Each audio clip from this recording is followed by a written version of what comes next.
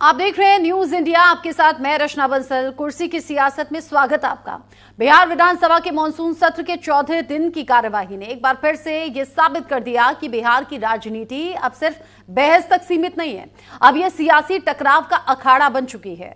मुख्यमंत्री नीतीश कुमार और नेता प्रतिपक्ष तेजस्वी यादव के बीच में सीधी टक्कर हुई। तेजस्वी ने कानून व्यवस्था से लेकर भ्रष्टाचार तक सरकार पर सवालों की बौछार की, तो वहीं नीतीश कुमार भी पूरे तेवर में दिखाई दिए, तिलमिलाए, जवाब दिया और कई बार तो मर्यादा की सीमा के करीब तक पहुंच गए। हंगामा तो यही नहीं रुका। जब डिप्टी सीएम विजय सिन्हा ने बहस में कूदने की कोशिश की तो खुद मुख्यमंत्री ने उन्हें इशारे में बैठ जाने के लिए कह दिया।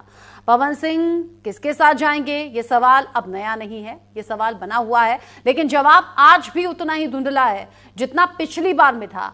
पवन सिंह जो कि राजनीति के मैदान में अपना कद बना चुके हैं और पिछली बार निर्दलीय उम्मीदवार के तौर पर लोकसभा का चुनाव वो हार गए थे, अब की बार फिर से विधानसभा चुनाव लड़ने का ऐलान कर चुके हैं, लेकिन इस बार निर्दलीय लड़ेंगे या फिर किसी पार्टी से लड़ेंगे, किस पार्टी के साथ में जाएंगे और किस पार्टी का साथ देंगे, यानी कि उनके लिए चुनाव प्रचार करेंगे, ये पवन सिंह तय नहीं कर पा रहे हैं। कभी ऐसा लगता है कि पवन सिंह बीजेपी के करीब हैं, कभी ऐसा लगता है कि ये पीके की तरफ जाएंगे, तो कभी कुछ और कयास लगते हैं। पवन सिंह या तो अपने पत्ते खोल नहीं रहे हैं या फिर भारी कंफ्यूजन में है, या फिर हो सकता है कि पवन सिंह अभी भी बार्गेनिंग कर रहे हो, यानी कि उनके हिसाब से चीजें तालमेल ना बैठ रहा हो। अब जिस तरीके से पवन सिंह को लेकर चर्चा है, तो बिहार में ये भी एक बड़ा टॉपिक बना हुआ है लोगों के जहन में भी और राजनीतिक पार्टियों के बीच में भी, यानी कि एक तरफ तो विधानसभा के भीतर और बाहर सत्ता पक्ष और विपक्ष के बीच में तकरार है जिसकी अलग अलग झलकियां दिख रही हैं, दूसरी तरफ पवन सिंह को लेकर चर्चा है। चुनाव में करीब 3 महीने बचे हैं, लेकिन पवन सिंह का पत्ता नहीं खोलना, उनका कंफ्यूजन में सामने आना, ये तमाम सवाल उठ रहे हैं। उन्हीं के लिए नुकसानदायक हो भी सकता है। पिछली बार के लोकसभा चुनाव में क्या हुआ, शुरू में पवन सिंह बीजेपी के नेता बने, फिर बीजेपी की तरफ से टिकट काट दिया गया, फिर टिकट लौटा दिया गया, काराकाट से निर्दलीय मैदान में उतर गए। मतलब पवन सिंह सही समय पर यह तय नहीं कर पाए कि उन्हें क्या करना है। अगर वो काराकाट में ही बतौर निर्दलीय उम्मीदवार पहले से तैयारी करते तो शायद जीत भी जाते, लेकिन आखिरी वक्त पर उन्होंने पर्चा भरा, मात्र कुछ दिन प्रचार किया और नतीजा सबने देखा। मतलब ये कंफ्यूजन वाली जो सिचुएशन है पिछले लोकसभा चुनाव में भारी पड़ी थी। इस बार देखना होगा होता क्या है। बिहार विधानसभा चुनाव की तारीखें भली अभी तय ना हुई हो, लेकिन जो सियासी गर्मी है वो लगातार बढ़ रही है। सियासी पारा लगातार ऊपर की तरफ जा रहा है और इसी सियासी गर्मी ने एनडीए की पेशानी पर बल भी ला दिए हैं।